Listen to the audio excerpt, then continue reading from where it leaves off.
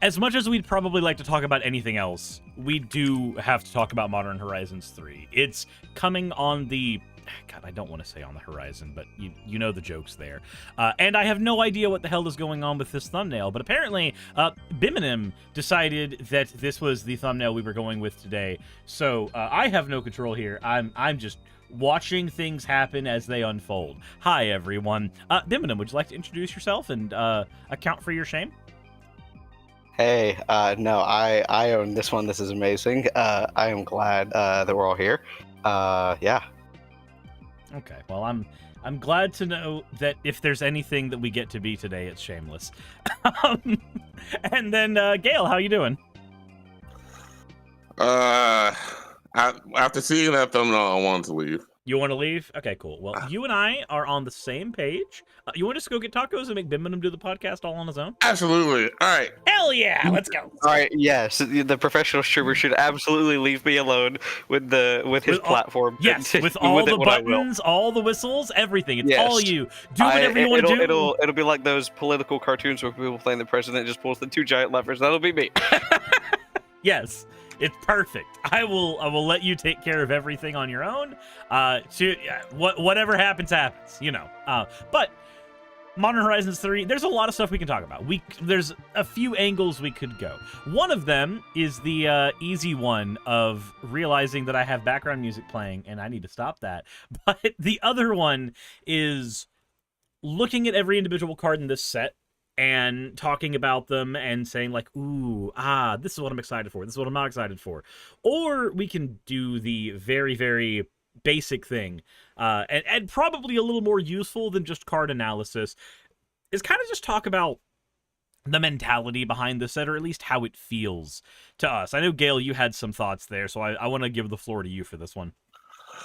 Don't lowball me. I can do both. I can both talk about the cards I'm excited for the set and talk about the philosophy of the set. Mm. But first, we're going to talk about the overarching idea of Modern Horizons 3 and how it just kind of like doesn't feel like it feels like a Commander set that they wanted to make legally modern. You mean like Lord of the Rings was? Yeah, but Lord of the Rings, most of the cards were bad. I'm gonna stop. Like, they're like Orcus Bowmaster, maybe Mount Doom if you're playing Rakdos, but like there are some standout cards from Lord of the Rings for modern. Yeah, those are more of like the beyond the norm, but like we're getting some super cool introductions into modern, and I think that like sometimes like the Phyrexian Tower reprint, I think that's really cool. I think the fact that the free spells this cycle don't seem like they're what's the best way to put it? They don't seem like they're the broken ass pulls that they have been in previous sets. So I'm just gonna say that like I think that definitely there are a step down because like Force of Vigor, like all those free spells, like these actually require you to have something on the board, and like to pay a cost instead of being an actual free spell. Mm-hmm. How relevant the cost is up for debate. Like the green one, I think is like it's probably gonna let actual rep decks see play besides Titan, which will end up all the rep decks will be Titan decks. Mm. But being able to go like turn one, land Arboreal Grazer, and then you sacrifice your Arboreal Grazer for the free green spell is kind of sick. I'm not gonna lie, it's kind of like puts me in that space, right? Also, Rensharo, thank you very much for becoming a channel member. I appreciate it.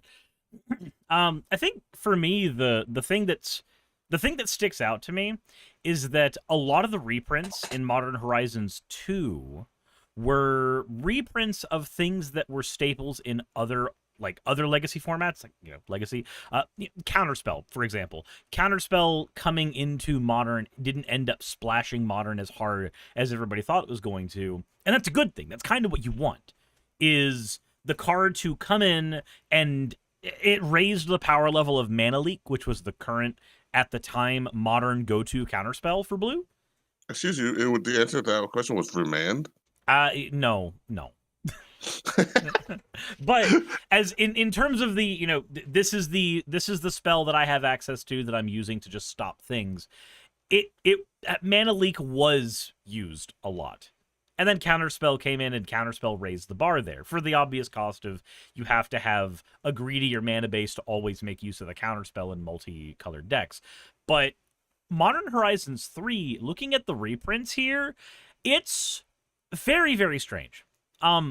We've got reprints of a bunch of commanders, like actual cards Like that only Brea. exist. Cards that existed as the poster children for Commander Precons that are now being printed into Modern. That feels like something that was done solely for the idea of getting players who were super interested in Commander and only interested in Commander to have some incentive to play in Modern Horizons. But I don't think that it's going to go over the way that Wizards might be intending with that. Like Brea coming in, Kalia the Vast coming in. I'll pull up Kalia right now because I like the new artwork we have for her. Anything would be better than forcing Bimidum to look at Nile Sylvain for, ages. Look, I think that the reason why they added those in is to give them new art. But it just kind of feels off when you're going to be opening a pack of Modern Horizons 3 and you're like, what's my rare? Oh, it's a Kalia the Vast? It's a commander that I've been able to get for years that was in a Precon. Or Also, I think... No, you go on, sorry. I do like the way that they put the medallions in here. The medallions don't make any sense to me. Yeah, again, it feels like this is something to make Commander players buy the product. Mm-hmm, absolutely. And honestly, we shouldn't stop sugarcoating ourselves. If we want Wizards to make more product, selling to the Commander players is unfortunately the best way for them to make product. I don't think you're going to see a release from Wizards anytime soon, if at all, that doesn't have Commander laced into it in some way. I just don't see it happening. And I don't like that. I'm going to be honest. I kind of prefer... I prefer when Commander is the offshoot of other formats, as opposed to it being the only thing you can find going into any card shop ever. And I get it. Wizards of the Coast themselves basically killed Paper Play Standard. But I also don't think they killed Paper Play Standard, because when I think about other similar games like Pokemon has a pretty thriving Paper Play Standard community, and yet they have an app that is in many ways better programmed than MTG Arena, that is also should theoretically take over their Paper Play Standard environment, but it doesn't. Now, granted, Pokemon has the advantage of only having one format that people care about. Yes, there's Extended. No, it doesn't fucking exist. But... And it has that Gym Leader challenge that's functionally Pokemon Commander, but that's not officially endorsed by the Pokemon Company. But Pokemon, like Yu-Gi-Oh!, they have one format that people play, and so when they release an easy way to play that format in digital, it doesn't kill their game. But in Wizards' case, Magic the Gathering is a hydra with a billion different ways to play it, many of which, die a painful death as players forget that Penny Dreadful even existed. But exactly. Or tiny leaders, or there's lots of these auxiliary formats to Magic, and there's auxiliary formats to Commander that players forget exist. And it's very hard to balance all of those formats existing to begin with, and it's very hard to balance support for all of those formats. But when you look at Magic the Gathering in general, I kind of prefer it when we've got product that is aimed not at the Commander format. We're talking sealed product, not just like Precons. If you want to aim the Precons at Commander players, I'm willing to bite the bullet on that one. It's the hardest format to deck build in anyway. in terms of the amount of variance and the amount of card ideas that you have to be balancing. Whereas like for Modern, well, look at this list and keep my curve low. Looks like that's all I have to do. Same with Pioneer, same with Standard. Yeah, unfortunately, just like it's hard for how do I explain this? It's hard for the casuals, like the more casual people, the casuals. It's hard for the more casual player base to get into like the cutthroat. Well, not cutthroat, but like the pure optimization that is Modern and like their 60 card Yeah. competitive formats. Oh yeah, And when I say it's easy to get to make the decks, I'm not saying from like a financial perspective or from a thought perspective. It's more that just consistently good data is available for all of these competitive formats, and consistently good data does not exist for Commander. We have EDH Rec, and we have individually looking at Mox field lists, but EDH Rec is not consistently good data. EDH Rec is a scramble. Why does Brea look like Madonna? Because she is Madonna. Because new Brea go burr. Like, I can't not see it that way. Loreman said, or Lord of the Rings Loreman says Pokemon TCG Live is way worse app than Arena. So to be fair, my time playing Pokemon was never playing the Pokemon TCG Live app, the new one that they made that has a different monetization system. My time playing the app has always been, for the years that I did, was always in their old virtual environment, the one that allowed you to like trade cards and booster packs together and everything with players. I don't know if they've changed that, but that has been my experience with it, I have not played Modern Pokemon in a while outside of like the last rotation when Chine-Pow went away. So, or like at least the way my Chine-Pow deck was made went away. So I don't have experience with the current live app, but I do have a few years of experience with the PTCGO app.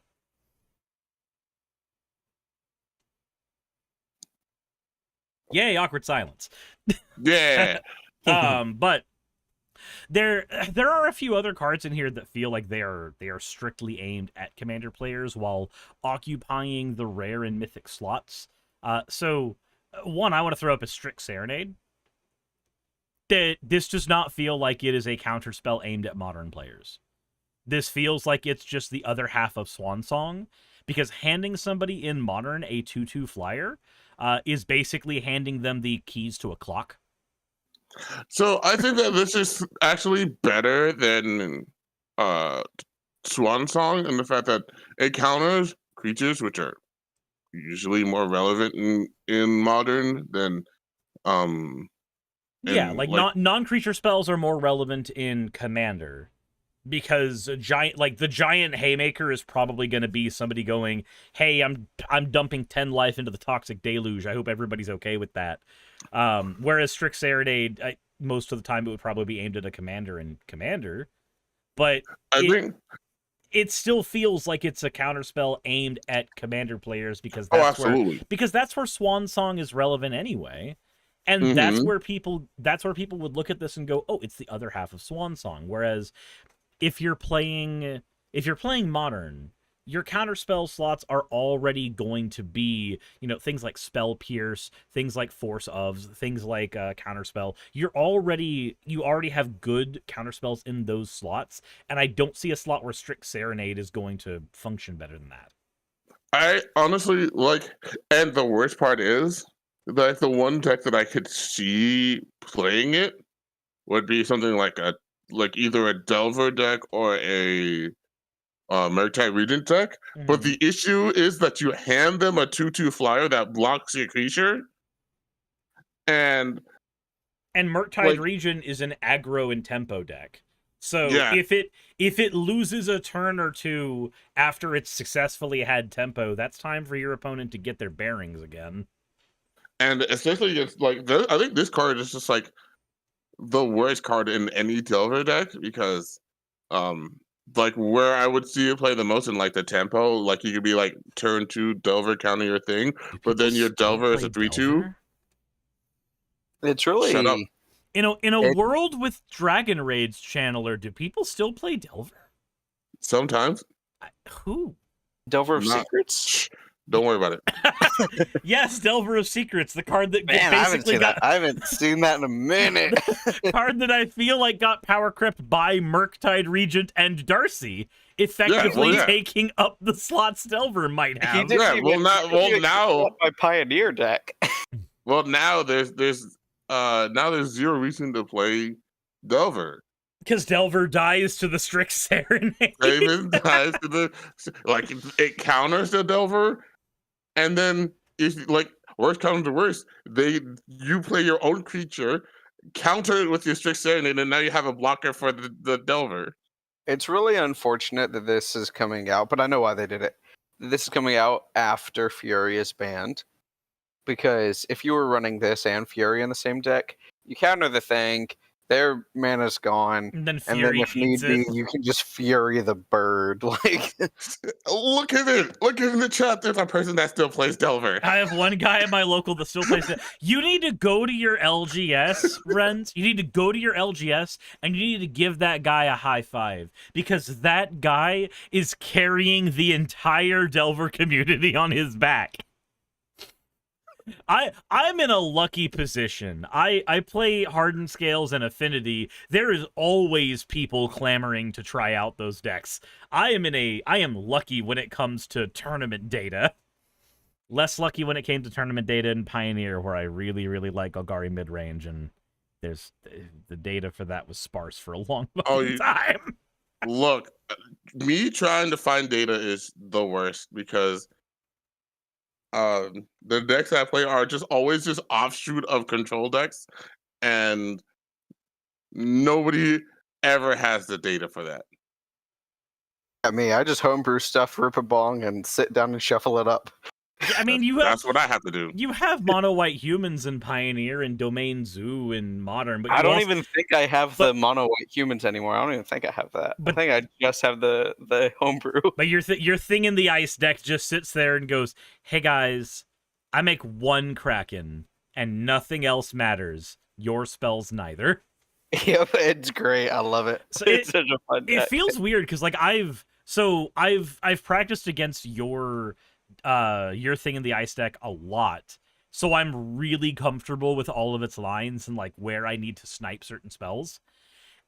And then just watching when we were at Taco Mac, watching the waiter who was playing against you with Divtolite, watching that, it felt kind of painful because I'm just like, Nivtolite's one of the strongest decks in the format. You got this. I believe in you. I believe in you. You can do this. And just going, nope. You have to know the lines of the. You have to know the lines the thing in the ice deck is doing, or it just overruns you. Like there was never a single turn in either game where he was even close to my tempo. Like I was ahead of him the entire time. And it feels so weird because I'm used to practicing against your deck where I'm usually in the better tempo position because I've done so many rounds against it. Or like, no, I know where to snipe things. I love sitting down at a Pioneer tournament when you get the tryhards that I think they're called Johnnies or whatever. They're like, Spikes. yeah, I'm gonna. They're like, I know all the decks in the format. They're like, oh, I see that color sleeves. What is that? I'm like, bro, you got no clue. I'm like, you're gonna be at a loss for words. And I know that there's gonna be somebody in the chat who's like, but Thing in the Ice, I know that deck. Demir Thing in the Ice is no. This motherfucker plays Simic Thing in the Ice. I do. It's great. It makes no fucking sense. It works. It functions. It wins It shouldn't games. work, but it wins tournaments and it counters like most of the meta. It's literally just us watching. Like, okay, well, the Tolarian Terror's down. I wonder if they're going to waste the Shieldred Edict on it. Well, they did. Okay, well, there's the Thing in the Eyes follow-up. They don't have the Edict for it anymore, and he's just going to hit it with a billion different variations of cards not named Tameo Safekeeping, but effectively are Tameo Safekeeping. And now it flipped, and now it's 7-8, and now it's punching them in the face. Oh, 7-8? What do you mean? That thing's a 10-11. Fuck that. Thing in the Ice? He's a 7/8. It's a 7. It's a 10/11. He put some. Well, yeah, because he dumps all of his mana from Tyvar's stand. Yeah. Into it when somebody tries aiming removal at it, he goes, "No, Tyvar's stand X is 11." Okay, sure. You got that right. It's great. All the entire deck it's draw spells. It's a lot of counter spells. None of your spells are going to resolve. It's a lot of protection spells. None of your stuff is going to target my stuff. And 3 creatures: Thing in the Ice, Ledger Shredder, and Thing in the Ice, Ledger Shredder, and Tolarian Terror. That's it. It works. It just resolves those creatures and turns them sideways at you, while it has a clutch of counter spells. So the line for dealing with it was just make you use up all of your protection so that you don't have you have to have enough removal to make you eat through all of your protection and counter spells. And once you do, then the deck becomes easier to manage. So this is me playtesting against the deck, playing the Days Undoing deck, where my whole strategy is dump your hand away and then sit on Narset and laugh, wondering why the deck doesn't feel like it's doing its thing. It's because you didn't have anything in your hand in the first fucking place. Yeah, because I just kept countering your stuff. I can't aim my deck at your deck when your deck isn't playing at the axis of a normal deck. It's great. It's still great. And I forget what the card's name is, but I learned a funny little thing. That waiter at the Takamite, he used that card that said pick even or odds, exile all creatures of Extinction Event. Extinction Event. Yeah, he used Extinction Event, and I had Thing in the Ice out in Tolarian Terror, and I said, this is unfortunate. Because Thing in the Ice is a 2, and Tolarian Terror is a 7. Yeah. So I had both out. He was like, what? Do you pick the 7/8 or do you pick the 5/5 Ward? Yeah, he got rid of the Tolarian Terror because it had Ward.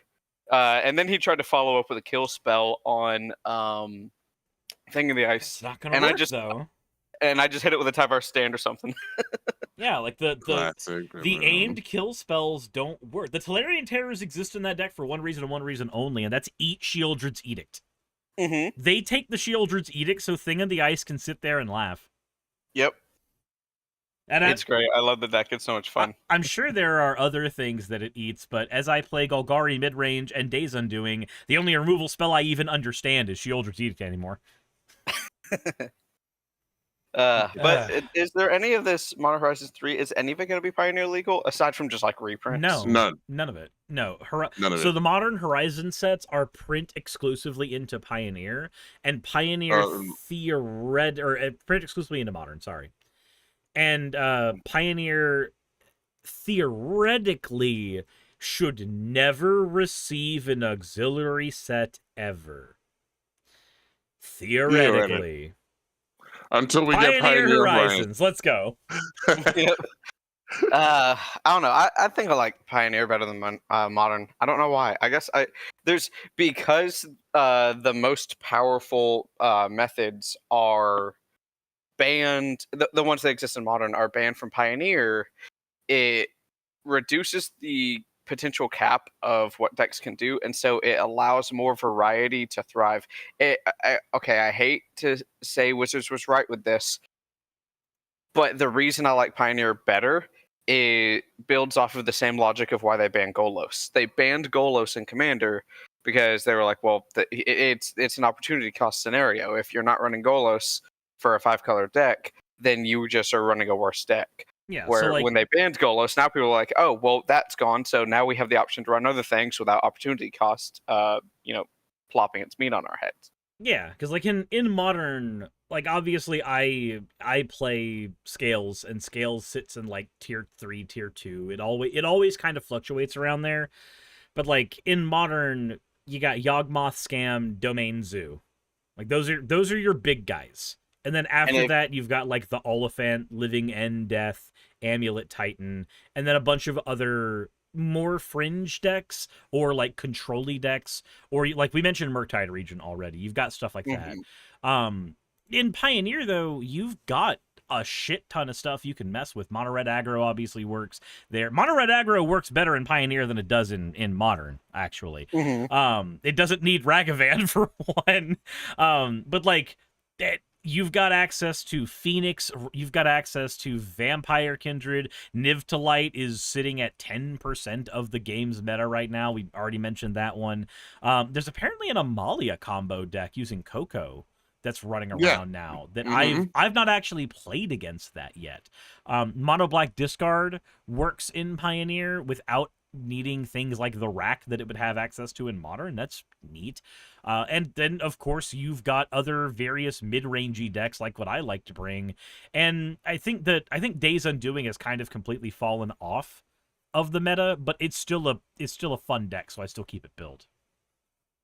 But like you've got a ton of options in Pioneer, and the budget options in Pioneer are stronger than the budget options are in Modern. Like you can play in Soul Artifact, which I just took apart, I think a few months ago, but I took it to the tournament a few times and enjoyed it a lot. Like you've got access to that, and the only you've got access to a weaker version of the Burn deck as well. You've got access to Mono White Humans, which works really well on a tight budget. But in Modern, what budget options do you have that actually function? You've got Affinity, which now needs not one but two $40 cards to function, and then you've got nothing. Like a budget Modern deck has to be like, there has to be an asterisk on that statement, because you're going, well, it's budget when you take into consideration the format that you're talking about. Compared to the other cards. It's like finding a budget Rolls Royce. You still know that like that is still going to be a $60,000 car. Like a budget Modern deck and a budget Pioneer deck are about the same price. It's about $100 for a budget deck in either of them. What Modern deck actually does well at 100 though?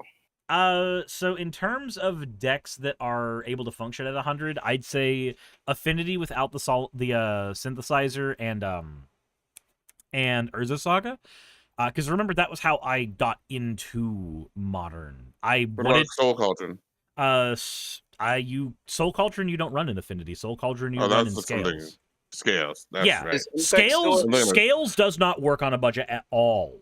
I keep mixing up way higher. I keep mixing up Scales and Affinity because I'm just like, man, he plays them both. They're both. Oh yeah, I do the same thing. And then when I hear Sir talk about Scales versus Affinity, they're the same deck. Yeah, they're not though. They're different. Shut up. Thought Monitor is in one deck and Walking Ballista is in a different one. Like this. But no, there is no world where Scales works in Modern, but in Modern on a budget. But on a budget, you can run Affinity, you can run Mono Red Burn, and you can run Enchantress, and all of those will work on about $100 budget. But they're not. So you're basically saying I either play Lockdown or Aggro. Those are the only options you have in Modern. Is Infect still a thing in Modern? No. It exists in it, but it's hard to say whether or not it matters. I would say I feel like that would be probably like one of the most budget decks you could do. It is. Unfortunately, you still need 4 Inkmoth Nexus. Yeah, like that. Like the now. $35. Oh, shoot. The gulf between Infect with the budget and the gulf and without the budget is far different than the gulf between Affinity with or without the budget. Because like without a budget, with Affinity having access to everything, it gets the synthesizer, and it gets Urza's Saga, which smooths out games 2 and 3 really, really well. Without those cards, though, Affinity still vomits out a bunch of 4/4s and a bunch of like massive flyers and punches you in the face with a cranial plating really effectively. With Infect, if you don't have a budget, the Inkmoth Nexuses give you an almost eternally safe method of stacking poison counters on people, and importantly, something that can block a Murktide to give you an extra turn. But if you are playing with the version that you're on a strict budget, you don't have access to that, and you're basically relying on a cheese turn with Glistening Elf. Like, you just kind of want that turn 1 Glistening Elf, turn 2 scale up mutagenic growth. Please, dear God, don't have a singular blocker. Don't be the smart, like, Murktide player that just turn 1's the Ragavan so that they can block the Glistening Elf. Don't be that guy. Like, that's what the Infect player is wanting to see. But the Murktide player's never looking at the Infect player and going, yeah, I can dash my Ragavan a bunch of times against this deck. They're not doing that. They know better. Yeah. And that's kind of so it's really hard to have fun in Modern using something other than, well, I looked up this deck and I took I was given my choice of Power Rangers morphers, and I took this specific one from the specific list to choose from. If you want to just have whatever deck and try it, like a homebrew or something, you're not going to have fun. And even if a deck, let's say a deck was in meta in the past and then kind of fell off, like what we talked about with Infect. Mm-hmm. Now, if you fell in love with Infect and Infect was doing good back then, and now it just doesn't work, you're not going to have fun. You're going to be like, oh, this thing used to work, and now the engine doesn't work. And that kind of brings us to the problem with Modern Horizons 3 for me. Exactly. Is that so Modern Horizons 3 introduces rotation into Modern, but it's a very messy, sloppy rotation that's hard to predict for. So in Standard, when cards rotate, it's easy to predict. We know that they rotate in the fall. We know they rotate after 3 years of use, and we know which sets rotate out. So we know how we're going to have to modify our decks accordingly for the people who do play Standard. I've been trying to break into Standard on Arena because it's the only place to play it, and I've actually been enjoying it. I'm not gonna lie. It feels very much like Pioneer, but you don't have as many options, so the power scaling's a bit more wonky. Pioneer being Eternal helps with that problem.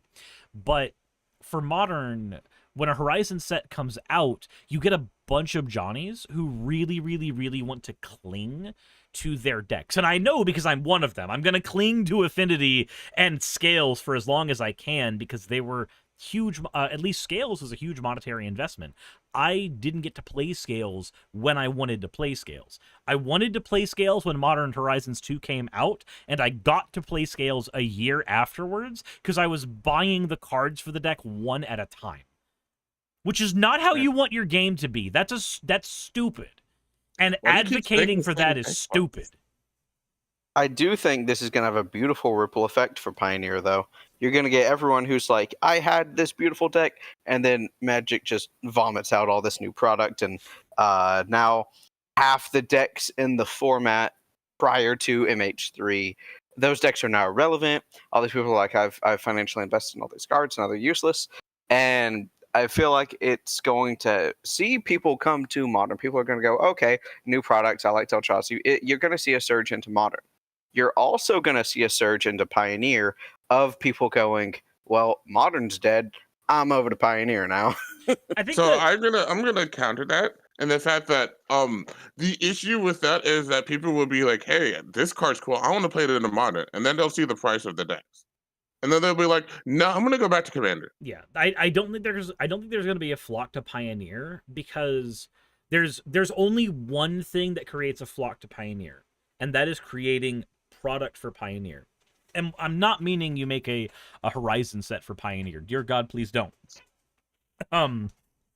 What I'm saying is you get more Pioneer players when Pioneer Precons are readily available and scaled up to the current metagame, or at least within a fraction of the current metagame.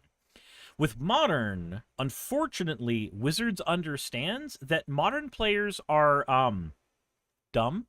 I am one of those players. I am dumb. We make poor financial investments, and the financial investment we made that was dumb was Modern. They know that there is money that can be spent there, and so trying to shortcut that money spending with something like a Precon doesn't work for them. And Mark Rosewater has even said, like, if we made a Modern Precon, it would be too expensive and players wouldn't buy it. As if there's some special cocaine-laced ink that they use at the factory that gets more expensive the more modern a set is. There's a monkey standing there with one of those military vests with all the magazines on it, and just holding an AR and looking at him menacingly. If you put that Ragavan in there, you're gonna charge another $20 or so. Help me! Yeah, and I don't like that statement. Because I understand from a business perspective, right? The CEO of Hasbro is going to be like, we needed to price it accordingly. No, you didn't. It's I even if I can understand that statement coming more from him, I only understand that statement coming more from him because I don't like him. I want to like Mark Rosewater because he is a game designer for a game that I love. And when he's going, no, we'd have to price it higher. No, I don't. Stop. The boot is made of leather and it is edible technically, but stop licking it. I don't care that you say that you would have to spend more money on the deck. No, you wouldn't. It's literally like it's printing out cardboard. It is all the same. It's all in cardboard. It's like the other thing with Modern Horizons 3 when they precons are sitting at ludicrous prices, or not precons plural. Sorry, precon 1, the Eldrazi precon, sitting at ludicrous prices for everywhere. And I don't even understand how, because it's not like Wizards of the Coast is changing that price specifically. They sell the decks in packs of 4. And yet the Eldrazi one sits at $150, and it doesn't make any sense to me. And it feels kind of like a slow burn with this kind of release for people, where we get one ludicrously expensive product, right? Modern Horizons 1 was ludicrously expensive compared to what existed previously. It was like, what, $7 a pack versus the $4 a pack we were used to paying? Mm-hmm. And then Modern Horizons 2 was closer to $8.50 a pack. And it had collector's packs as well. Ooh, if you wanted to spend more money on the set. Neat. And then you get to Modern Horizons 3, and it's even more expensive. And the excuse that will be given is like, oh, well, these packs are more expensive because they're play boosters and all this other stuff, as if somehow they've become more expensive to print.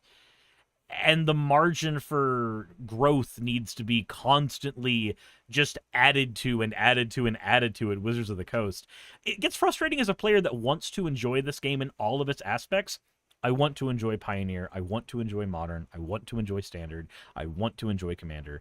I do enjoy Commander because I make a concerted effort to shape Commander around the way I like playing, because it is such a malleable format. But it's getting harder to enjoy things like Modern when Wizards puts these giant price tags on the formats and the auxiliary product, which can't even be used in Modern for some reason. And then, on top of all that, it's so hard to actually find LGSs that are doing Modern and Pioneer in the first place, and we're in the location where that shouldn't be a problem. Like, we're near Atlanta. It should not be an issue at all finding places that can support We got these like tournaments. 12 game shops within an hour drive. Yeah, and there's one game shop that does Modern on Tuesdays, says they do Pioneer on Wednesdays, and never actually does. And we've got a few shops that sometimes do Pioneer on Fridays, and then sometimes it's Modern, and then sometimes it's Standard, and it becomes impossible to want to go to those shops because it's impossible to predict what those shops are going to be doing. And now, that shouldn't be an issue. My rebuttal to your rebuttal will kind of play off of what you just said. You said you want to enjoy Modern, but it's hard when Wizards does what they do. There's an undeniable aspect to be seen where some game modes are different than others, some formats are different than others. Very few people look at Commander and any 60-card 2-player format and go, yeah, that's the same thing. The corporate needs to find the picture, and those are the same pictures. No, it's there. You either want the Commander or you want to play the 2-player 60-card, and they're very starkly different formats. They have a different feel. They have a different deck design, and so because like you said, it's getting hard to play Modern. If Modern gets priced out of people's financial accessibility, but they still want to itch the 60-card format scratch, they're going to go to either Standard or Pioneer. And now, I personally have a bias against Standard because I don't like that the back end rotates out. I'm okay with the format growing as it goes forward, but don't tell me the cards I was playing yesterday are now literally illegal in the format. So that's why I feel like it's going to be people say, oh, Modern is objectively too expensive for me. My deck that I invested money in is no longer viable. But some of those cards work in Pioneer, and I've got this other bulk over here, and I can make a Pioneer deck that'll actually work, and maybe I'll win a game or two at a tournament. That sounds like fun for a $5 entry fee at a tournament. I'm going to do it. Okay. Like, I feel like you are going to see a Pioneer because, yes, people play Commander, but Commander and Pioneer, apples and oranges. I can understand that if every player looked at Magic the Gathering the same way, where they said, okay, my problem with Modern is that I got rotated out effectively because of the new product. That's a problem that I share with Standard because Standard has a hard rotation instead of an artificial rotation. So it has a literal guaranteed price floor. Yeah, so there will always be a price to play. So they would default to Pioneer. I understand that mentality. The problem, and there's two problems with it though. Problem one is Modern is made up so much now of Modern Horizons product that somebody having their favorite cards that they like to play in Modern and just transitioning to Pioneer where they can still play those cards, that person doesn't exist. Because those cards do not exist across the formats. The domain player is not going to be able to find a way to function with his Scion of Draco because that's a Horizons card. The Scam player is not going to find a way to function in Pioneer because his Grief is a Horizons card. And these Tron will not be able to function because it's everything it does. Like Karn is banned in the format.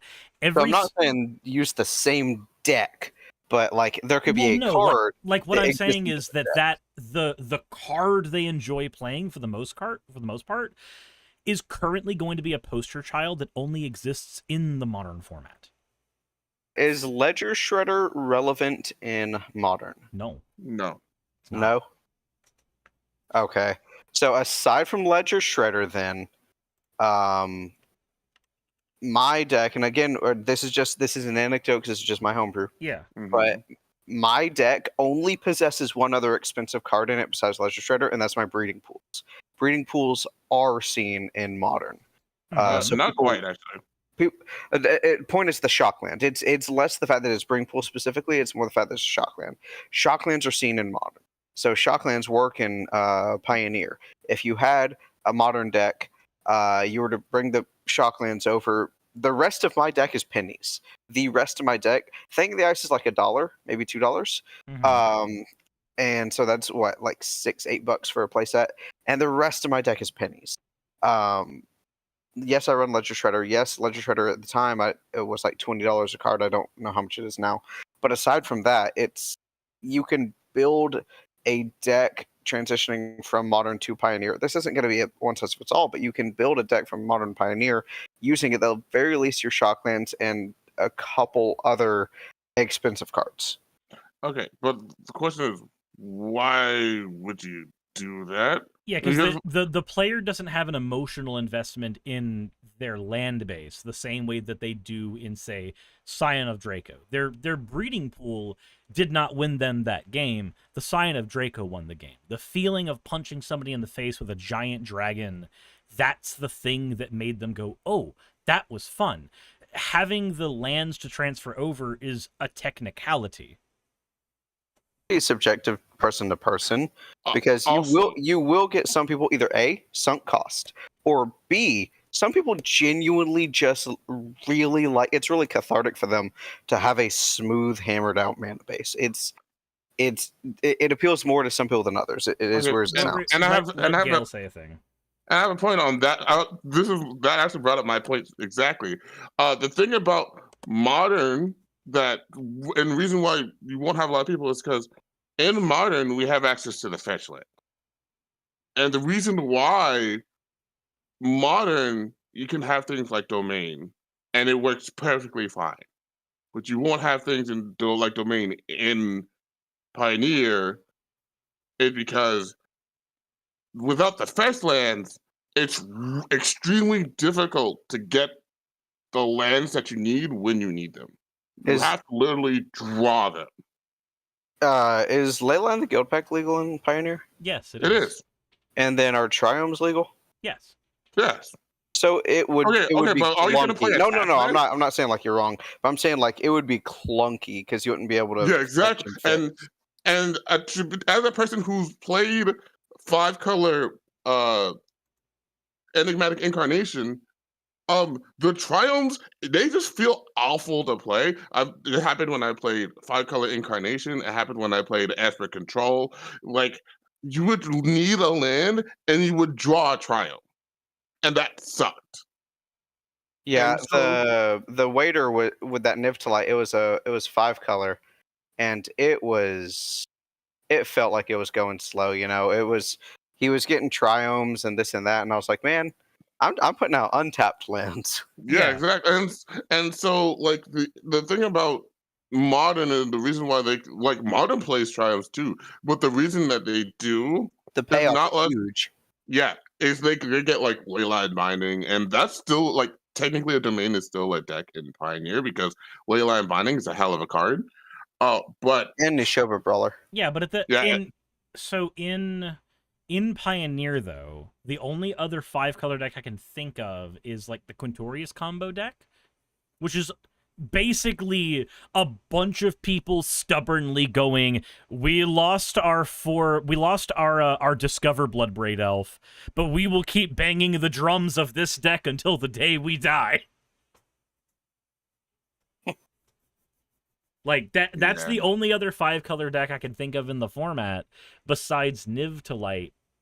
And I think it's only even 5-color because it wants access to like the leyline binding, and it needs herd migration as a way to stabilize against aggro. Yeah, like so the thing about it is like the options for playing decks going from modern to pioneer are like if you end up trying to play the same deck in modern and in pioneer, you'll run into the issue where you'll be like, okay, I enjoyed this deck in modern because it was at full power, but now that it's in pioneer at like 65-70% power, it's like that 30% is clunky enough that I stop enjoying it. I think Oh, Omnath yeah, no. I think Omnath is the only deck that has a true like outside of like Mono Red Burn, right, which is just cheating. I think Omnath is the only deck I can think of that has an allegory in Pioneer, but the Omnath deck in Pioneer is called Niv Delight. Hmm.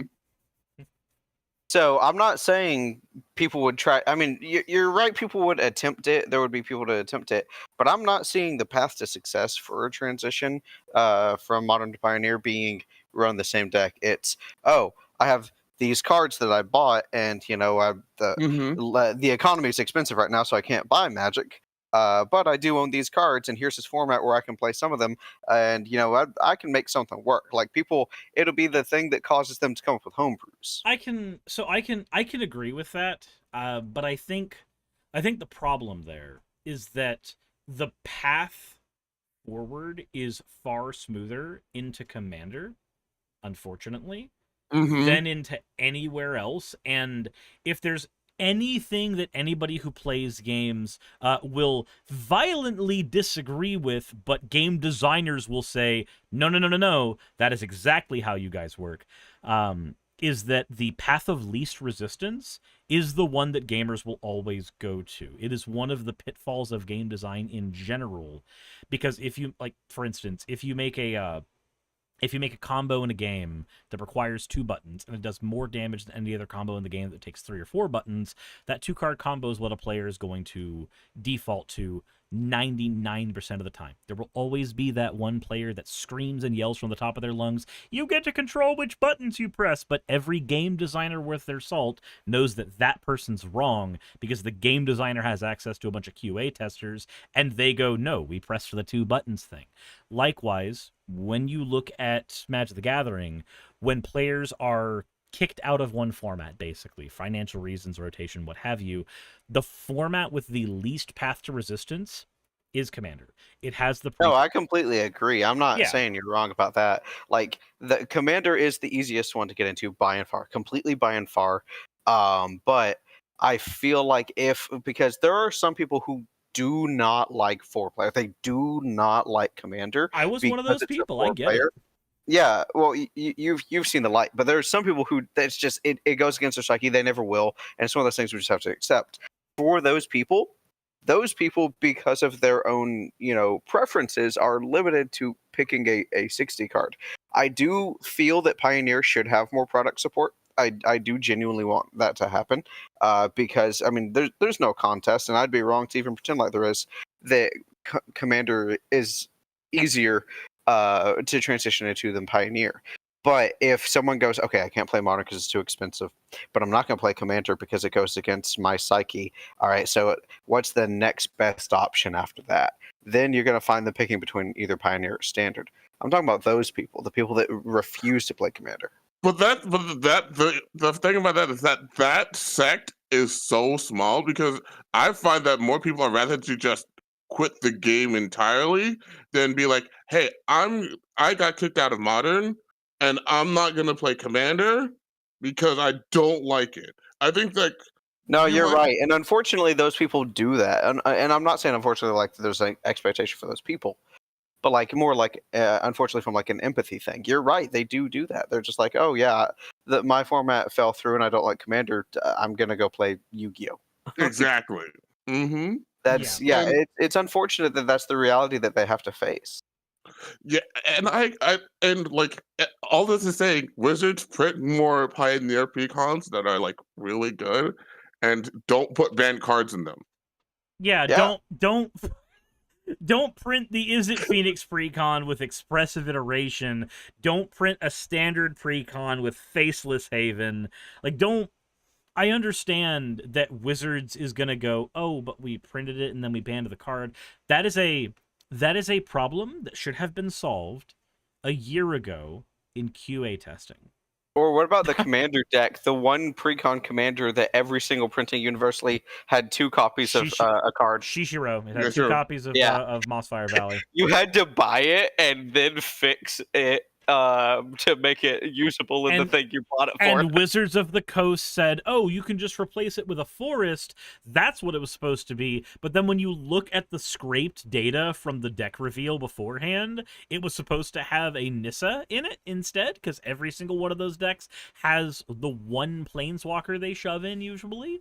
And there was a Nissa with that set symbol and everything, and they just forgot to print the damn thing. Yeah. Quality control. Yeah, like all that beefed up quality control is why those decks would be more expensive to print, Chris. Yeah, you're right. You're right. I forgot. All that beefed up quality I forgot control. that trying to have the bare minimum of a sellable, usable product out of the box is why we'd have to get far more money involved into something. Okay, look. If let's pretend right now Wizards made a set of precons for Modern Horizons 3, right? We got our dream. A bunch of precons came out for it alongside the Commander precons. You can have the Commander precons as well. I don't care. I'm happy that Commander gets more ways to play Commander. It's neat. It's whatever. But let's say that we had this perfect scenario. I think giving players access to like a mono red burn, say Murktide Regent, Tron, this would give them tempo decks, and then like a mid-rangey control deck like Azorius Control would have the last slot for me. Like that would be cool. Like Tron, Regent, Burn, Azorius Control. Anything more complicated than that, they can figure out how to play. We're not giving them something combo-y like Yawgmoth that has one line and that's it. We're not doing any of that. We're just giving them, here is aggro, here's 2 tempo decks, here's a control deck. These are some of the most basic ideas we have. And then the thing about it is, you don't even have to build it like, oh, I'm going to give you like the best or like the most topping version of the deck. You can be like, hey, here's like classic Tron. They give you 4 of each Tron land. They give you like the freaking maps, the baubles, and then they give you like a singular Karn liberated, a singular Ugin, like Yeah, they give and, you like one don't copy even each of those of the fun cards, and then they you don't only even give out the run ring. You don't even give the run ring because no, that's you don't.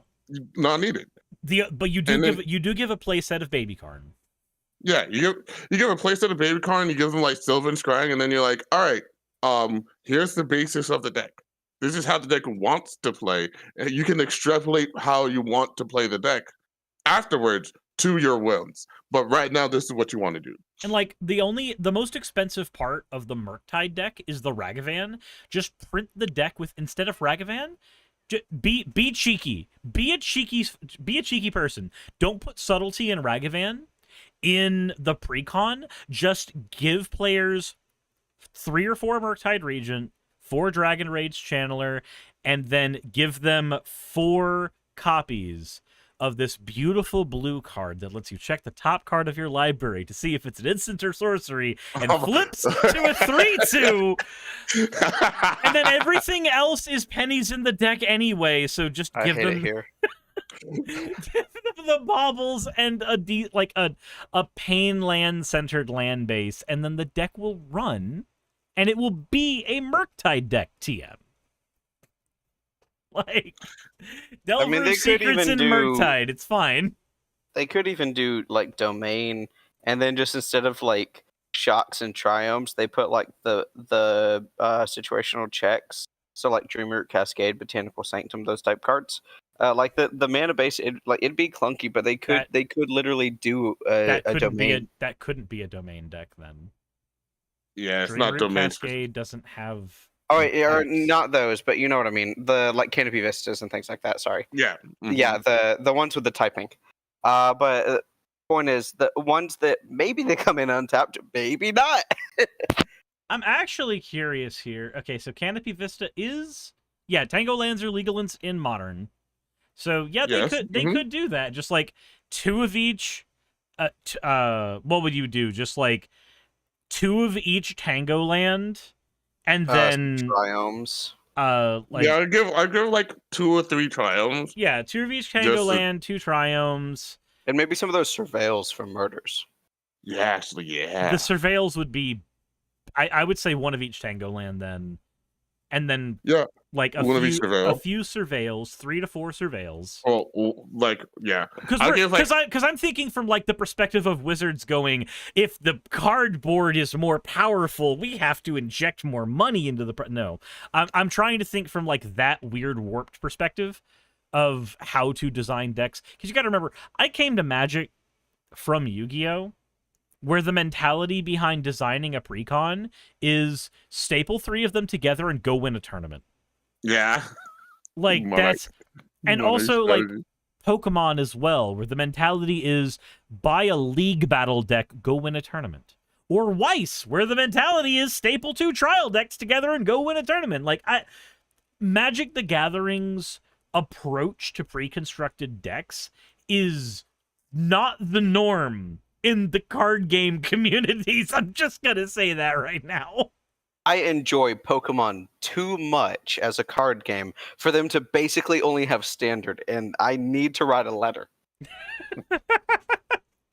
The good news is with Pokemon, though, because of the nightmarish amount of product that's opened in that game, though, it is always pennies to get into it. And they make enough supplementary product to keep it that way. But then the Mew is $18 a piece. Yeah, I guess that's because like even there's always that one piece that's too expensive, like the Iona. I'm trying to think here, like because Shine Pal, I think the entire deck was $30 at its height, right? my Gardevoir deck was $35 if I didn't want to get any of the extended arts. So if you didn't want to pay the waifu tax. Yeah, and like 18 of it by itself was Ionos. Yeah, no, my Arceus deck, most of the cards were inexpensive, but the judges, the Ionas, the Arceus himself, and the Mews none of them were cheap. Yeah, like I think Arceus ended up being like 150. Pokemon's a game that I can bring myself in for like a rotation and then get my fill and then come back a few years later. That's basically been my my experience with Pokemon. Is I come in, I play for a rotation, and then I stop and I go do something else for a while, and then I come back and I play for a rotation. And it's always super cheap to play for a rotation. The game doesn't ask you to spend $1,000 on a deck. The game asks you to spend like, here, drop $45. Do they have a There you- two-headed giant format in Pokemon? Since it's They quite do literally not. just the double battle No. from the video game. They do not. They do not. Again, Pokemon only have one format. I'm dipping my pen in the ink already for the letter. Gardevoir is Getting my still pigeon. one of the stronger decks in the format, and it's $50. Yep. Oy, oy, oy. So the most expensive deck in the format, I just looked it up because I'm here and thinking about it. The most expensive deck in the format is Lost Box at $140. Even Charizard EX is $60. So that's the most common thing in the format. Because Charizard, everybody wants the Charizard, I guess. Charizard go burr. Like, man, I like card games. Do you guys like card games? Hey, I love enjoy most card games, but I've played some where they're just underwhelming. I've played like a lot of card games. I played quite a bit of card games. Yeah, that's it. Yeah, that's it. That's it. Yeah, I just played a lot of card games. Yeah, you play a lot of card games. I like them because hey, I'm too extroverted. Y'all know I need that social interaction with people, and so I always tire and get bored of like video games or movies or anime. Like I can't do it. I'm like, no, I need to be out where the people are. Like Ariel, I'm a redhead and everything. And card games allow me to have that. They allow me to have that project mindset where I get to build something. And then, still the game aspect where I get to do the thing, get to do the hobby, enjoyment. Mhm. So it's a lot of fun, and that's why when there's product coming out like Modern Horizons 3, where it's, I pray, fingers crossed, I pray that this goes like Commander Masters did last year, where all it did was plummet value of cards that already existed and hurt the MTG Finance Bros wallet. Well, so the thing about that, and the thing why I think it's going to be a little bit harder for that one is, Commander Mastered had like very few new cards. Mm-hmm. All the new cards were in the Precons. Oh, I know. Yeah, it's not going to be quite the same way, but I'm still hoping that it ends up doing the same thing, where it's just the finance bros buying it and it's just hurting them. I will say this though, somebody brought it up in chat, and now I get to shill Legends of Runeterra being the best online card game known to man. Okay, moving on. Back to my Horizons. I wish Legends of Runeterra could be played in paper. That would be I've never fun. actually played it. It's a lot of fun. It's a very, very fun game. So the thing with Runeterra, it feels like if Commander was a 60 card format game. Yes. That's exactly how it feels. If Commander was 60 card format, you'd get Legends of Runeterra because it has the same idea of like, this is my deck's lieutenant. These are the cards that revolve around it. Here's a bunch of these cards that can be ran in any deck, but here's what my deck is doing. And it goes further with the idea than say Hearthstone does, where your lieutenant changes what you can play, but it doesn't change depending on which lieutenant you pick. It just depends on their class. Whereas with Runeterra, if I'm playing a Garen deck or a Darius deck, they feel nightmarishly different. Well, I'm gonna come in and make that a little bit more kosher for my Legends of Runeterra players out there. It's more of like if you're playing a Darius, not Darius, a Garen deck and a Lux deck. I understand they're both Demacian, and that's the thing that changes the thing. I'm talking about classes, you Nimrod. I'm aware, but I'm just saying that like with like Legends of Runeterra is just kind of like it's kind of like Oathbreaker, But if instead of your commander starting off in the command zone, it started in your deck. Yeah. Yep. Yeah. And you can play multiple of them, and there's no singleton. It's honestly, I think that Runeterra is a lot of fun. I'm kind of sad that they like. I'm kind of sad, but kind of happy that they're focused on the PVE game mode because I found the PVE game mode a lot of fun. But that means that they're getting less support in general, and I want more support for the game in general. Yeah, I want Runeterra to be available in paper because I want to sit across from somebody and play a game of Runeterra in paper. Like it, Yeah. And it doesn't feel like it would be that hard to translate most of the cards in there. I think the last time I checked, like, Teemo was one of the more awkward ones to try to translate into paper. It's gotten like they've leaned into the digital. Okay, so there's of, more like, randomization now than there was when I was playing. Mm-hmm. Yeah. That's why I quit Hearthstone. Well, so the thing about it is that like it's random, like in the way that you don't like. There's like I don't know how to explain this, but it's not egregious. I don't find it like to be egregious, but there are a lot of things. Well, specifically in the PvE game mode, which is pretty much all anybody plays now. Mm-hmm.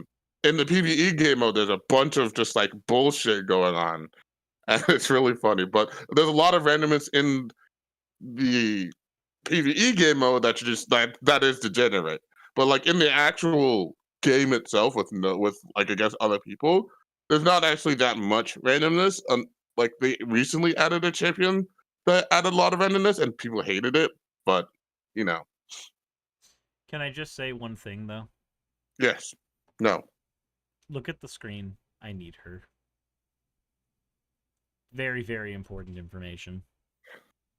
Yeah. Mm-hmm. Yeah. Mm-hmm. Everything from the artwork looking like old retro Magic artwork to just the little mechanical spider and everything, and the fact that it's an Aristocrats card, every part of this card scratches every itch I have for a Magic card. Educate me on Fabricate. I've heard of it once ever. Okay, so Fabricate is when it enters the battlefield, you have a choice. You either put a 1/1 counter on it, or you make 1/1 servo. And that's so when the Marionette Apprentice it comes in when it enters the battlefield. So that means that this is an Aristocrat piece. This is a Zulborg Cutthroat, basically, that comes onto the battlefield and makes a token. Oh, it's so good. But it's like the Goat Man, but the other side of the Goat Man. Yeah, it's the other side of Glowstrider. The Goat Man is the sacrifice. The Goat Man is the sacrifice outlet. This is the Aristocrat to go with it. It's actually really strong, and it being a 2-drop means you can Luris it. Yep. Oh, that's. Yep. Oh, she's gonna be so good. Yeah. It's going into my Luris deck whenever I build that. Because honestly, the drop from the 3 to 2 CMC is huge for a lot of Aristocrats cards that care. Yeah, because like 3 CMC gets you your Redemption Choir and your Sun Titan hits. 2 CMC gets you your Luris of the Dream Den hits. 2 CMC is also where most of your infinite combo type things with the altar and then the token generation on ETB, and it typically exists in the 2 CMC realm, not 3. Yep. Riddle of Lightning says, doesn't Bastion of Remembrance already exist? It made a token? Right, but the difference is, 1, this has a cute girl on it. 2, this has a mechanical spider on it. 3, this costs 1 less mana. 4, this is a creature in a reanimation deck.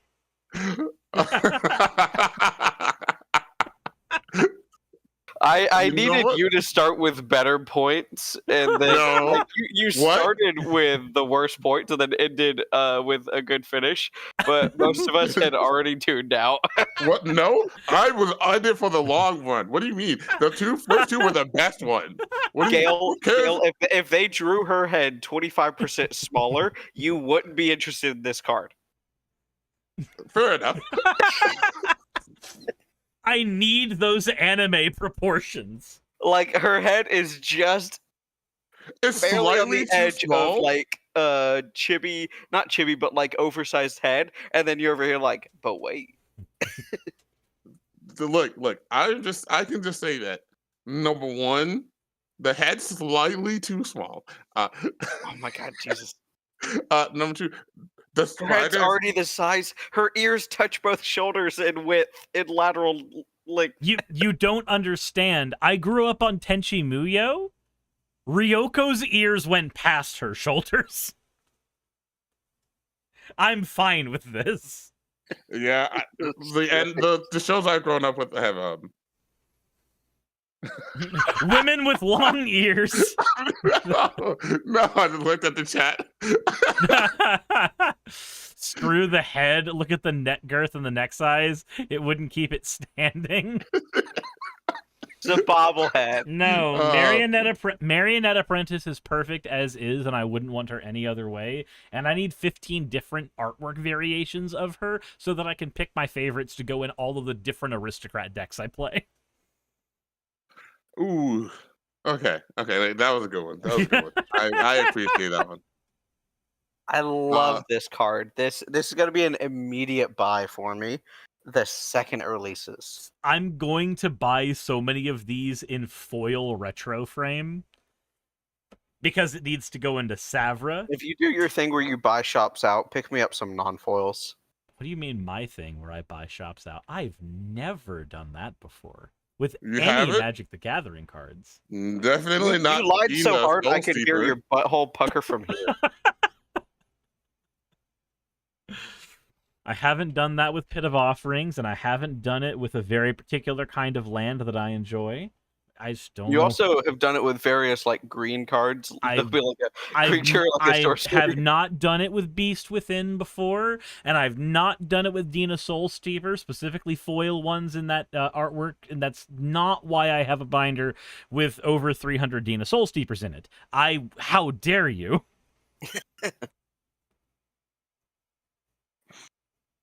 How dare? How dare! How absolute dare! Jessa says, I'm glad I could contribute something. Haven't done it with Dina or Meteor Golem. You're right, I haven't done it with Dina, and I haven't done it with specifically the printings of Meteor Golem with tits on them. Yeah, you did, you piece of shit. I need you to understand. You that were you can there get- when I did it! I remembered because I was gonna buy one, and then they were like, "Nah, we got no more." I was like, "Fuck, Whose fault was that? yours." I need you to understand that they have the serialized Zavra for $90 on TCG. I need you to understand I'm taking a trip to New York and I can't spend any extra money. Oh no, I didn't say you were gonna buy it. I just needed you to be uncomfortable for a moment. Oh, Fortunately, I don't care for that artwork of Savra. That's good. But the Dina, on the other hand, I do. And she is Dina also doesn't have a serialized. serialized, does she? Yes, she does! Oh, she has a does. serialized? Let's see how much it Mhm. goes for. Guess who else has a serialized who I've been developing a more affinity for? Yeah, Dina's cheapest is $165. Also, Niv Mizzet. Niv Mizzet Reborn has a serialized. it does. It does. It does! It does. Anyways, Mon says, I understand the plan. Yes. Shoo, Niv starts at $230. Yeah. Okay, so He's dual land money. if I had the money, like if in a world with infinite money and infinite bad choices, I would buy that Niv and I would keep the price of my deck still to $15. Because the juxtaposition between having a $250 Niv Mizzet and a $15.99 is beautiful in ways I cannot describe. that's really Yeah. funny. That's really funny. I'm glad that there's no Saheelis that are serialized. You would lose up. money instantly. I would not have any money, Yeah. but I would You have would- a serialized You would Saheeli. have a serialized Saheeli. The wizards don't do it. Wait, Don't do it. that's what so for next year, we should get a serialized Saheeli for Pride Month. We should. We should. We should just get a serialized Healy. We should have a serialized We Healy should every just month. have it. You mean you should have one specifically in your hands? Yeah. Gale and the Quest for Saheeli number 001. Oh, trust me, it's not going to be that long. As soon as I hear that a Saheeli is coming out, that's serialized, I'm working like 1 billion hours of overtime, and I'm buying number 1, period, no matter who gets it. As soon as I see it online, I will get it. It is mine. You're going to be the Post Malone of serialized Saheeli? Absolutely. And nobody can stop me. Except for the government. You'll never catch me, coppers. I ain't paying my taxes. 2 seconds later, man, taxes got hands.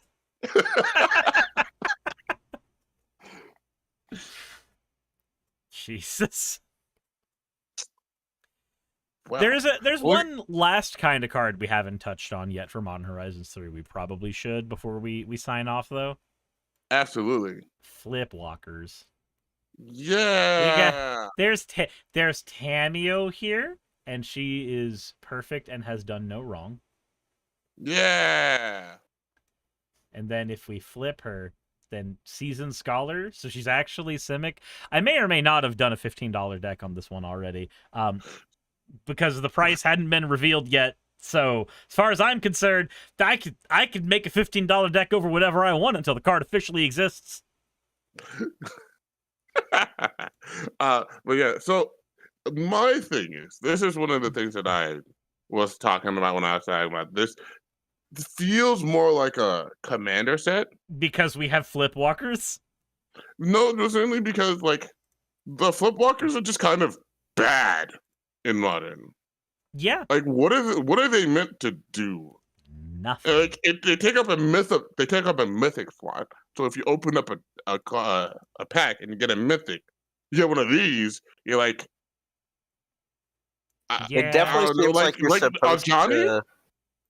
It definitely seems like you're supposed to put them out at the same speed that you would put out Ragvan. Turn 1 or turn 2 at the latest. I mean, yeah, so Tamio, when I was looking at the discussion on this card specifically, there were people who were pointing out that they think that this is a blue Ragavan, as far as they're concerned. A flyer that's swinging it, that it's evasive, it's swinging in, and it's generating advantage when it swings because of the Investigate token, with the payoff of being able to flip it. The problem, though, is that the payoff of flipping it isn't doing anything major for a Simic deck in, or I guess probably even like a Teamer deck in Modern. That payoff isn't helping you.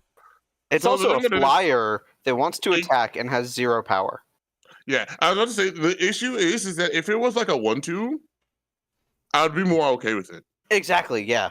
Like, hey, you're on a infinite turn clock because my flyer has 0 power. Jas is saying the Tamio art is ugly. I disagree. I think the art is fantastic. And I think I was debating on that. I think that the art is okay. I'm in the middle. I like the Tamio art in general on the standard version, and I don't think we actually have any other versions besides that, right? We have the standard one, and we have the borderless one. The standard one looks decent to me. I don't hate it, and the stronger one, the flip side, looks fine, but I really like the borderless Tamio because it really feels like this is a blue card that flips to Simic, and when she goes into Simic, I like the saturated blues and teals and everything. I really do enjoy the art for this card, and not just because of the video I did where Evan Fong was like, hey, build me a deck for this thing. Totally not for that reason. But her ult also doesn't feel like it's even optimized for Modern at all. No, it doesn't. That's a commander ult. It takes 3 turns of build up, and then you get to pop it on the 4th go. If it was 6, if it was neg-6 specifically, I could say, okay, that's kind of a wonky thing for Modern, but maybe it works. But the fact that it's neg-7, the fact that it takes 3 turns of build up. So the thing about it is, here's my issue with it specifically. is that in Modern, you're playing a turn 1 0/3. Well, you're playing a 0/3, right? And it has to, number one, live, it has to attack, and in a deck in a format where lightning bolt is on the decline but still flying about, I think it's kind of It also weird. says whenever you draw your third, so you either have to have yet another draw spell in hand, or you have to have investigated twice. Yeah. So, well, that means this means on the so if it was on ETB or attack, I would be okay with it because like the freaking Thorben Expector, that's all out of play, and all it did was ETB make a clue, and it was a 1/2, and it was an uncommon.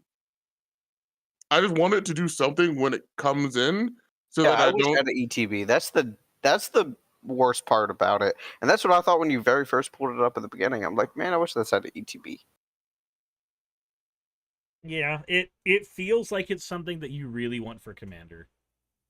Yeah, and like all of like the one I could see probably seeing some amount of play is the Ajani, because it's a 2-mana creature that comes with another creature, and it's kind of is you can be aggro I with mean, him. it's basically a Johnny and Savannah Lions.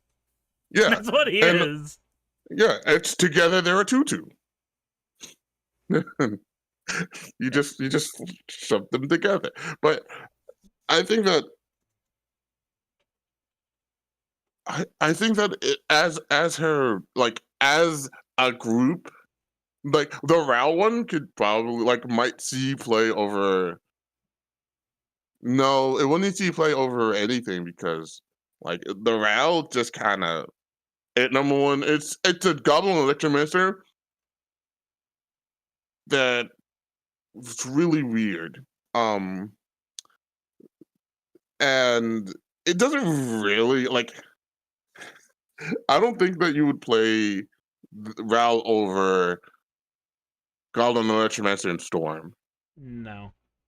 because like the chances of you just dying to your own Ral, and if you don't win and you're casting a bunch of spells and Ral is just like pinging you for like 3 or 4 damage, and then you just die to a Merc type plus a bolt, is just kind of not something that I'm really wishing to do. Um, the Grist seems interesting. I don't know what I would do with Grist, but maybe put it into like some like Unearth, like some deck running Unearth, and yeah, because it's just kind of weird. Like I think that the whole issue I have them is that they're just kind of awkward enough that they don't really find a place in mod. They don't have a current space in Modern, so we're gonna have to find new places to put them in, and which I think is kind of cool, but like just Do you think you'll see anyone running them as the commander itself? yes. As Well, I Commander, think people, absolutely. yeah, people love flipwalkers, dude. People Especially love since them. they have the 2 color on the backside. Like, they Yeah, seem intriguing. I like the thought of running these as commanders. yeah. People will absolutely play flipwalk. People play the monocolor flipwalkers as commanders. Mm-hmm. I totally So wouldn't be playing Grist because he just happens to be Golgari, happens to look sick as fuck, happens to make a bunch of tokens, happens to mill you for reanimation, and has removal stapled onto himself. Totally. yeah, I think Grist, like the Planeswalker version of all the Planeswalkers, I think Grist is the best for Modern. But getting there is kind of hard. Yeah, I was talking about for Commander. Like for Commander, I really want to build a proliferate deck around this man's, and then just dredge myself into Oblivion, and then go -6. This isn't Rise of the Dark Realms, but it'll have to do. It's aristocrats. Yeah, honestly, I I don't think want that to hear it. Don't care. Grist. if I'm gonna build one as a commander, I would start off probably with a Tameo ? because the Tameo seems like it'll be like the most difficult to do, and I like the challenge. But it really isn't. Well, so the thing about it is like making it work and making it like up to my standard is very different. Mm-hmm. So like you can make it work, sure, but like the way that I play the game, I feel like that one is going to be kind of difficult. She flips when you cast divination. Yeah, I'm not playing Like- divination. Divination is a bad card. Like I'm not saying that to say run divination in more Magic the Gathering decks. If you don't have a strict budget, the card doesn't serve a purpose anymore. She does flip when you cast Glimpse the Multiverse. She also flips when you cast Brainstorm. Well, yeah, she flipped. Like the issue isn't her flipping. The issue is winning the game afterwards. I mean, That's where I'm trying to say that like I'm trying to think like I'm trying to make it so that she actually has a reason to be the commander instead of some other Simic piece. That's the thing. I mean, her flipping and then you just staring at somebody going, "Hey, so this Psychosis Crawlers has words written on it." Yeah, okay, but like, why do that then? There's so many other Simic commanders I could do that could just do that. You could, but it's also like And- the thing with having the big hand that she gives you. It's really funny to smack somebody with, say, like, But then you have Adamus to the All-Seeing. get there first. But getting there isn't that hard if you just have Proliferate in your deck. Like, a decent bit of Proliferate. It actually is. Do you know how many times I've just been sitting there and somebody has Beast within my Planeswalker? It doesn't stop. Then you cast her again. She's a 1-mana commander in Trust Fund colors. Okay, but the issue isn't the fact that I have to cast her again. The issue is that I have to flip her and then build her up again. And then that gives my opponents more time to remove her. Like, she doesn't do anything on her plus. Her plus makes it so that people, her plus is worthless. Her plus is worthless. And so you have to sit there, like the turn she comes down at 2? She comes out at 2, and her plus is 2. Okay, and you can't even minus 3 her. You can't even minus 3 her to get the card back and do something with it. But she's in the perfect colors to drop down a bunch of flying Death Touchers and stare at somebody going, "Hey, this card's name is Hornet Queen, and you will not be touching my commander today." Okay, but the thing is, that is if you attack them. That's the issue, is that most of the time, you specifically, the amount of times I've been sitting there and you're just like, "Hey, that card, I don't like it, stroke of midnight." Me specifically, but whatever are you talking about? So, like, the person who tells me who says run more removal, I'm not trying to sit there for like more than 2 turns with a commander, not with a planeswalker, not doing anything. So the way that I got around this was cards like Teferi's Talent when I was messing with this deck. Because so like it's already going to be a heavy draw deck because you need stuff to trigger Tameo in the first place, right? So if you have stuff like Teferi's Talent, which gives you not just proliferation, but just an obscene amount of it, you can also do things like you're in green-blue, so you've got access to token production, and you need token production to protect her anyway. So like Vivian's Talent is really, really decent because when a non-token creature ETBs, you get stuff. So if you're like blinking things like Hornet Queen to protect her from getting hit, that's a non-token ETB, and that's giving you even more loyalty on top of everything else. Yeah, and like that's the kind of thing that you would have to do, and you would have to find those. But the issue is that those are easier to remove than the Planeswalker herself. Yeah, and you've also got access to stuff like Ezri, Stalker of Spheres. Which gives you both the drawing and the proliferating, which both sides of Tameo want. I'm just saying that it's going to be the hardest of the 5 to build because she just doesn't do anything until she ults, and then she does everything. Which is kind of like the rough patch that I find. Why is she $97? What the hell? Because pre-sale prices. Yeah, resale price. But anyways, I think the next hardest one to build as a commander would be probably the Sorin. Let's take a look at The that Sorin real or the quick. Rao. So Because the Sorin, Sorin, lifelink extort at the beginning of your post-combat main phase, you gain 3 or more life. So he's easy to flip. yeah, And his ult is gaining control of a creature, and it becomes a vampire. Oh, okay, so he's got like the weakest ult. yeah, mm-hmm. Oh, Yeah, his so, -1 is why you play him, though. Okay. Yeah, so you gain a bunch of life, and then you just blast something. Wait, right? so what you're telling me is that we play him as an Orzhov Aristocrats commander, Yep. Mm-hmm. gaining a lot of life, and then aiming a gun at someone. Yeah, and then you say, "All right, who wants to die today? Who has wronged me the last?"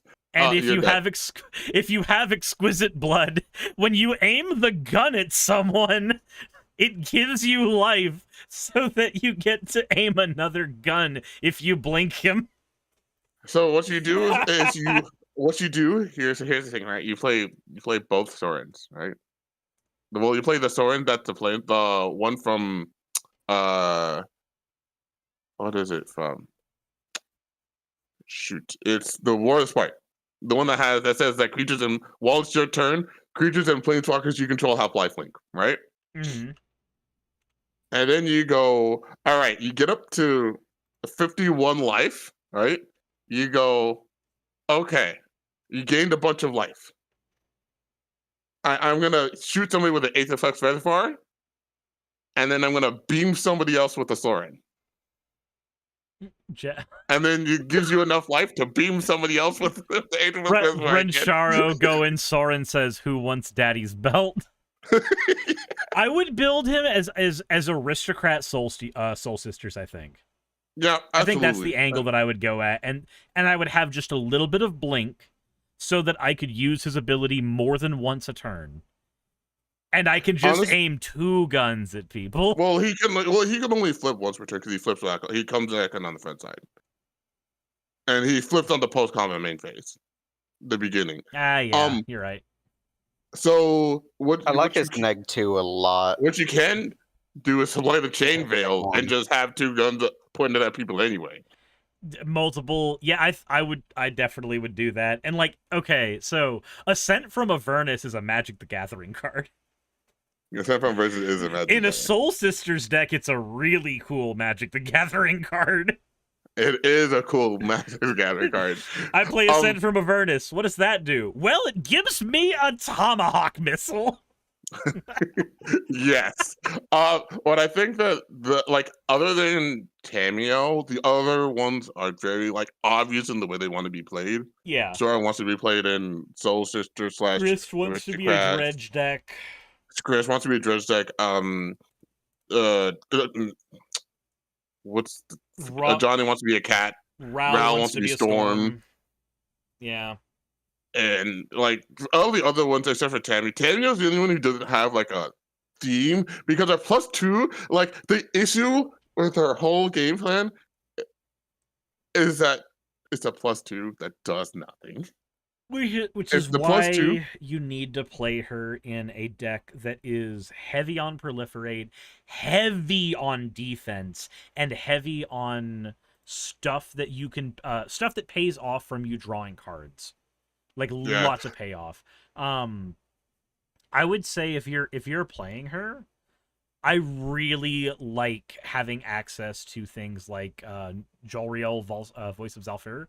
Any of those cards that say your hand size equals hammer size. Yeah. All of those are what I would be going for. Yeah, and I think that it's interesting, and I do like the fact that she's she's very,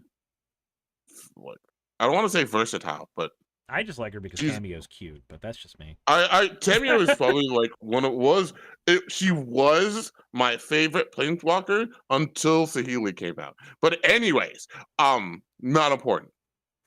Very important. Saheeli number 1.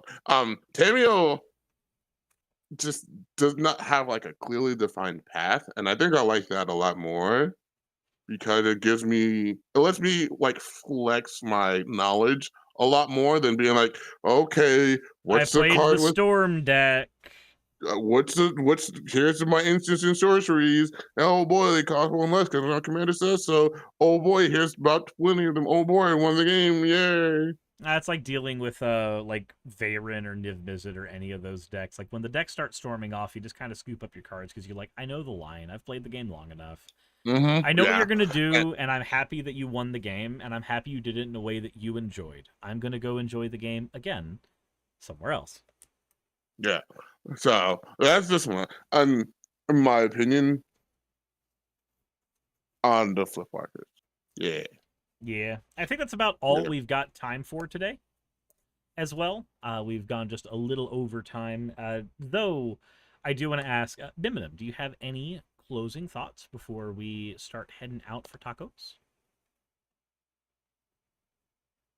Okay, I don't good, think good the talk. Eldrazi, yeah, exactly.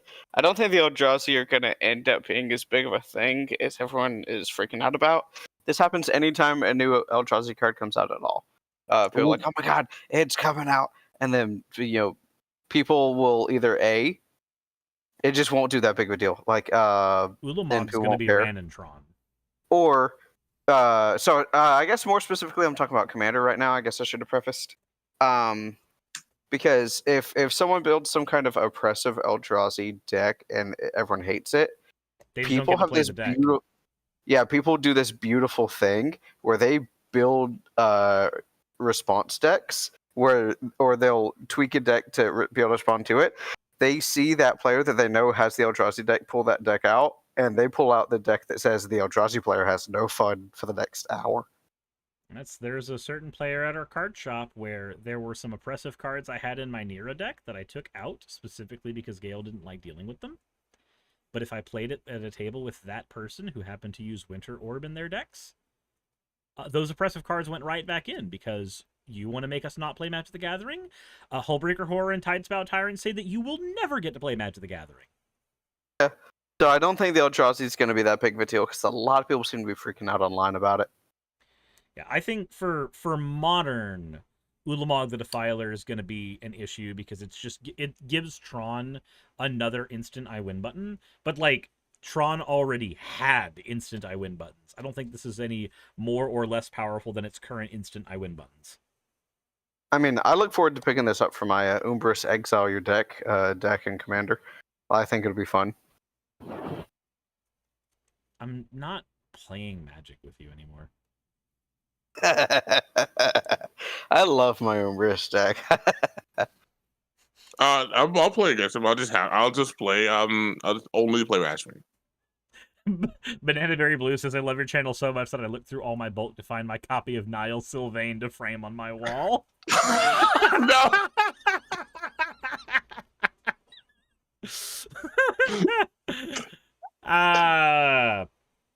Everything I learned about this wonderful card, I learned from a much better YouTuber called Spice 8 Rack. Look at him. If you try to look away, he only stares harder. Every time you look back, he can get closer. Okay, anyways. Why is he not legendary? He definitely looks like he'd approach you in like a side street wearing a trench coat, open the trench coat and try to sew you crop tops. I'm gonna rule 0 him as a commander for mono green. It does feel like he should be one, but no, he's just an oof. Yep. His original creature type was Niall Sylvain. Yo, that's my deal. Oh, you know he speaks in third person. Niall Sylvain would like you to buy some lollipops. Please God, let me go. Please God, get me Niall out. Sylvain's got the Please God, cocaine. why would you do this to me? Hey, last time we did this, I ended up building an entire Super Friends deck. Shut up! I still hate you. I succeeded at the okay. price point. Okay, and your point? I still hate you. That doesn't change. It never changed. It's like when that one player at our LGS, when I won the game with Niv Mizzet, just went, look, I don't want to hear about power level and budget. You base 10% of your career on making $15 decks that stomp other people.